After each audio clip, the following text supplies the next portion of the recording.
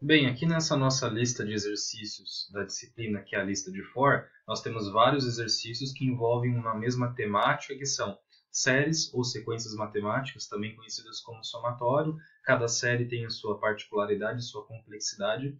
E nesse vídeo eu vou mostrar como resolver o exercício 3, onde você tem que criar um algoritmo que vai imprimir o resultado dessa seguinte série, ou desse seguinte somatório, que tem esse padrão matemático, até o enésimo termo informado pelo usuário. Então vamos ver isso aqui de uma forma mais detalhada, com um zoom um pouco melhor.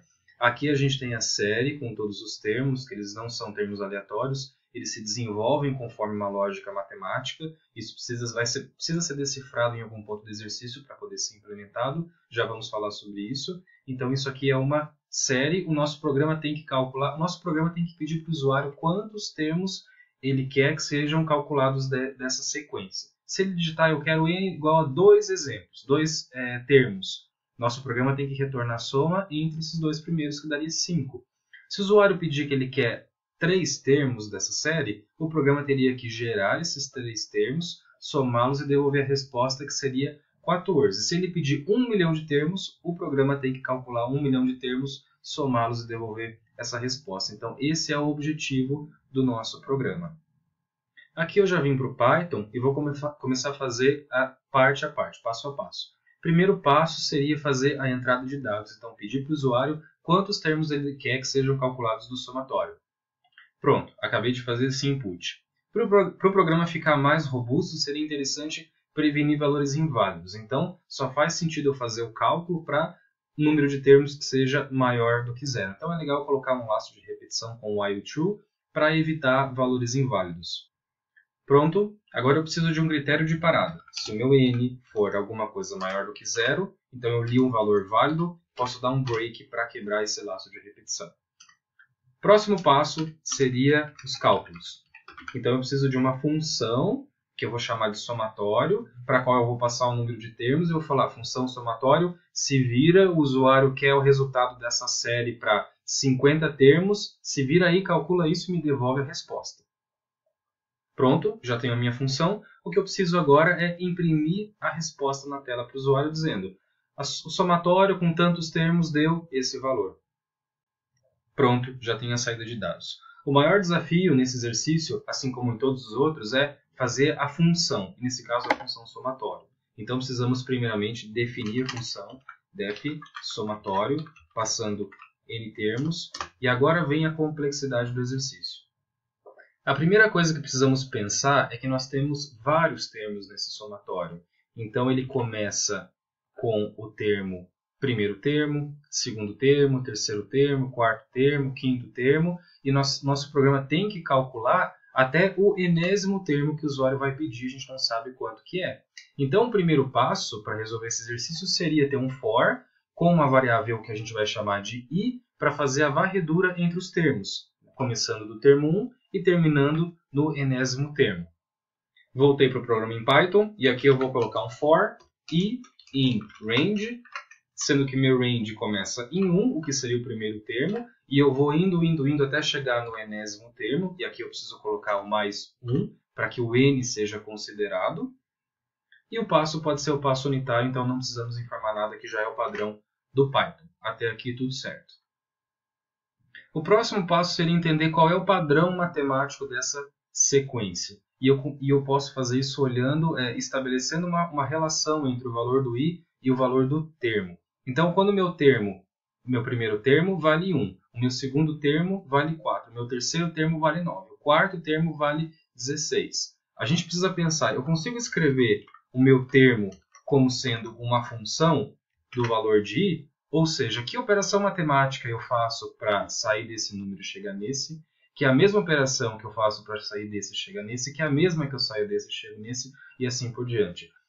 Isso é feito pela cabeça de cada um precisa olhar para isso, tentar entender, perder alguns segundos ou alguns minutos para tentar entender a lógica. Nesse caso, o padrão seria i ao quadrado. Se eu fizer esse número elevado ao quadrado, eu chego nesse. Funciona para cá, 1 ao quadrado é 1, 4 ao quadrado é 16, 3 ao quadrado é 9, 5 ao quadrado é 25, então funciona para a minha série inteira. Nesse caso, o meu padrão matemático é i ao quadrado. Então eu calculo o meu termo atual como sendo i elevado ao quadrado. Vou escrever isso no Python.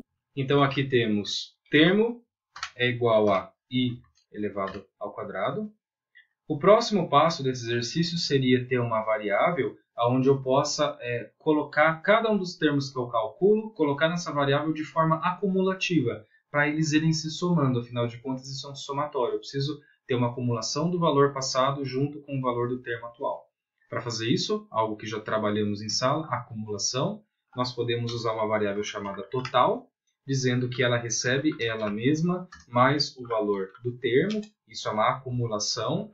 Podemos escrever de uma outra forma, seria total mais igual a termo, dá no mesmo. E aqui precisamos inicializar essa variável total com o valor de começo que vai ser 0, para ela não influenciar nos resultados. Ela precisa ter o valor 0.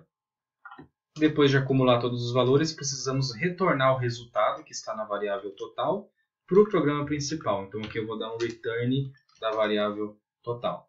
E aqui podemos fazer alguns testes com o programa para ver se ele já está correto. Por exemplo, se o usuário desejar a soma de 2 termos, a resposta tem que ser 5. Então, para 2 termos, resposta 5. Para 3 termos, a resposta tem que ser 14. Vou testar o meu código. Para 2 termos, a resposta deu 5. Para 3 termos, a resposta deu 14. Quer dizer que esse código está correto, calculando o somatório em função de quantos termos o usuário deseja. Aqui vamos explicar de uma outra forma o mesmo exercício, porque uma coisa que gera muita dificuldade é essa questão da acumulação. Total recebe ela mesma mais o valor do termo. Uma outra forma de explicar isso é analisando uma tabela, fazendo aqui um teste de mesa, sobre como as variáveis i, termo e total funcionam com a dinâmica dessa repetição. Vamos supor que no programa principal o usuário pediu n igual a 3. Ele quer 3 termos, ou seja, ele quer o retorno desses 3 primeiros termos da nossa sequência. Como que isso funciona internamente no Python? Eu passo esse n igual a 3 para a minha função somatório. Primeira coisa que a função faz é colocar o valor 0 dentro da variável total. Então aqui total começa com 0. Na sequência já vamos aqui para o for, com esse i variando desde 1 até n mais 1. 3 mais 1 daria 4. Como o Python vai até o final menos 1, então ele vai fazer isso para o i valendo 1, depois para o i valendo 2 e terminando com o i valendo 3. Esse vai ser o último valor de i. Para cada uma dessas linhas, uma dinâmica acontece. Vamos analisar primeiro para quando i vale 1. Primeira linha, termo recebe i ao quadrado. 1 ao quadrado resulta em 1. Segunda linha, total recebe ele mesmo está valendo 0, mais o valor do termo, que está valendo 1. 0 mais 1 igual a 1.